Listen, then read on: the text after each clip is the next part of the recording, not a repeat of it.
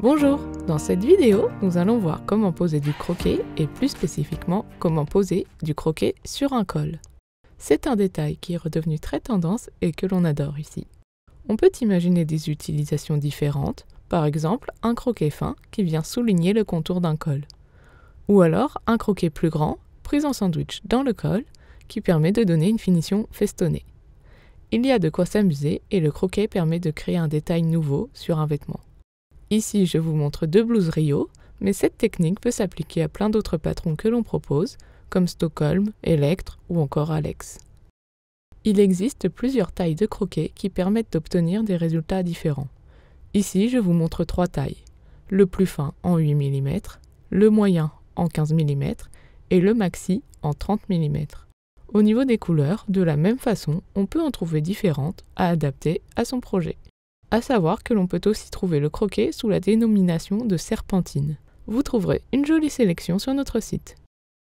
Avant de commencer, je vous montre quelques inspirations que l'on peut trouver dans le prêt-à-porter. On voit qu'il y a plein de possibilités et qu'il y a de quoi s'amuser. Le croquet peut permettre d'ajouter un détail nouveau à un vêtement. Par exemple, une blouse unie sera rehaussée par ce joli détail au col. Ou encore, il peut nous permettre de réinventer un patron que l'on a déjà cousu plusieurs fois. On voit que le croquet peut être utilisé seul, doublé ou même triplé, ou encore associé à d'autres détails comme du biais par exemple. Pour cette vidéo, nous allons voir comment réaliser ce col avec un double croquet. Cela nous permettra de voir dans un premier temps comment poser un croquet en bordure, et dans un second temps, comment poser un croquet pris dans la couture. On commence par le croquet de 8 mm. Je vais le placer à 2 cm de la lisière. Je vais donc marquer des repères régulièrement sur mon col extérieur. Je peux ensuite épingler mon croquet le long de mes repères. Au niveau de l'angle, on essaye de le faire correspondre avec une vague du croquet, ce qui permet de le déformer afin de pouvoir le faire pivoter. Je le pique au point droit en son centre. On voit ici que ça donne quelque chose de très discret. On passe ensuite au croquet de 30 mm. Qui sera posé de façon à dépasser de la couture et créer ainsi un détail festonné. J'ai donc commencé par marquer ma marge de couture de 7 mm tout autour du col. La difficulté ici, ce sera les deux angles. Je commence donc par épingler un angle en le faisant correspondre avec un creux de la vague. Je vais ensuite déformer le croquet afin qu'il corresponde à l'angle.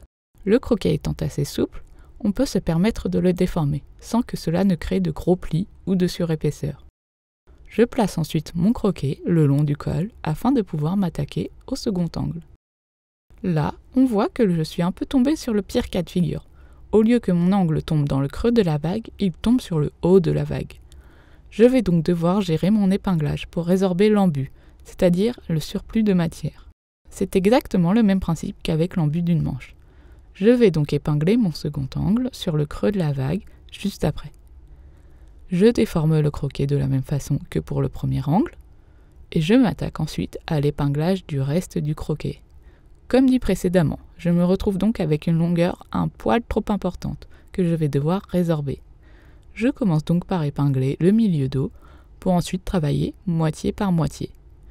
Comme dit précédemment, le croquet est plutôt souple. On peut donc se permettre de le déformer ou de l'étirer afin qu'il prenne le pli que l'on veut, ce qui va nous aider à résorber l'embut.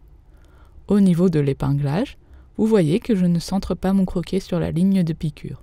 Au contraire, je veux que ma ligne de piqûre arrive pile à 1 mm du creux de la vague.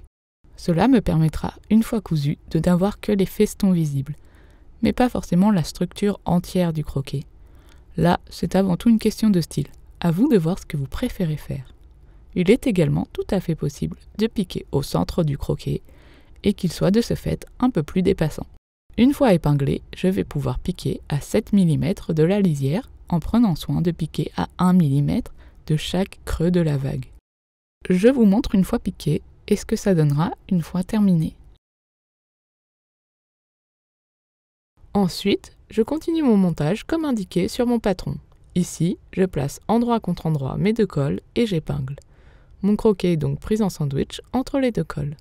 Je piquerai à 7 mm, pile dans la précédente couture. Je dégarnis les angles, mais je ne coupe pas le croquet car je ne voudrais pas que celui-ci s'effiloche et se défasse. Je retourne le col sur l'endroit et je repasse bien. Voilà une fois terminé. Je ne sais pas si vous allez vous en rendre compte, mais on voit que dans les angles, je n'ai pas piqué le croquet fin à la même distance. Je m'en suis aperçu seulement une fois le col monté au vêtement. Trop tard donc pour défaire et refaire. Mais cela vous montre que même si on prend le temps de bien marquer toutes les marges de couture et de piquer précisément, il y a tout de même de petits décalages qui peuvent apparaître. Mais on dira que c'est le charme du fait main. Je vous montre également ce que ça donne sur l'envers si jamais on n'avait pas piqué le croquet fin. Et voilà, une fois la blouse finie. Le croquet ajoute beaucoup de charme au modèle. Après, il faut savoir que cela demande pas mal de précision et un peu de temps, mais c'est le genre de détail qui fait la différence. Nous espérons que cette vidéo vous a été utile. N'hésitez pas à la liker si c'est le cas et à vous abonner à notre chaîne. À vous de jouer et à bientôt chez Ikati.